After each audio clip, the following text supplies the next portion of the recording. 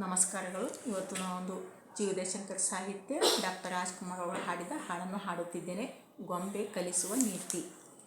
ಆಡಿಸಿ ನೋಡು, ಬೀಳಿಸಿ ನೋಡು, ಉರುಳಿ ಹೋಗದು. ಏನೇ ಬರಲಿ ಯಾರಿಗೂ ಸೋತು ತಲೆಯ ಬಾಗದು.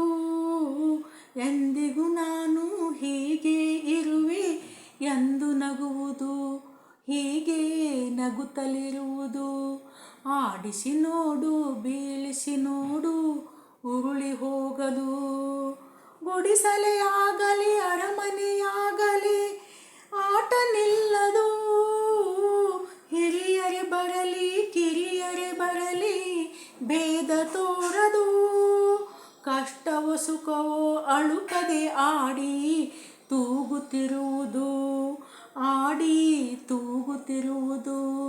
ಆಡಿಸಿ ನೋಡು, ಬೀಳಿಸಿ ನೋಡು, ಉರುಳಿ ಹೋಗದು.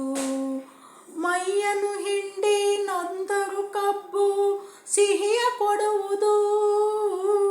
ತೇಯುತ್ತಲಿದ್ದರು ಗಂಧದ ಪರಿಮಳ ತುಂಬಿ ಬರುವುದು. ತಾನೇ ಉರಿದರು ದೀಪವು ಮನೆಗೆ ಬೆಳಕ ತರುವುದು, ದೀಪವು ಬೆಳಕ ತರುವುದು. ಆಡಿಸಿ ನೋಡು, ಬೀಳಿಸಿ ನೋಡು, ಉರುಳಿ ಹೋಗದು.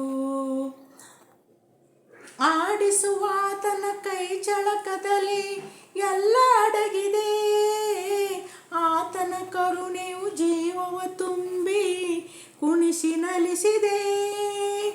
ಆ ಕೈ ಸೋತರೆ ಗೊಂಬೆಯು ಕಥೆಯು ಕೊನೆಯಾಗುವುದೇ, ಕೊನೆಯಾಗುವುದೇ.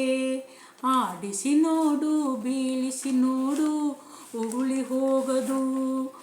ಏನೇ ಬರಲಿ ಯಾರಿಗೂ ಸೋತು ತಲೆಯ ಬಾಗದು.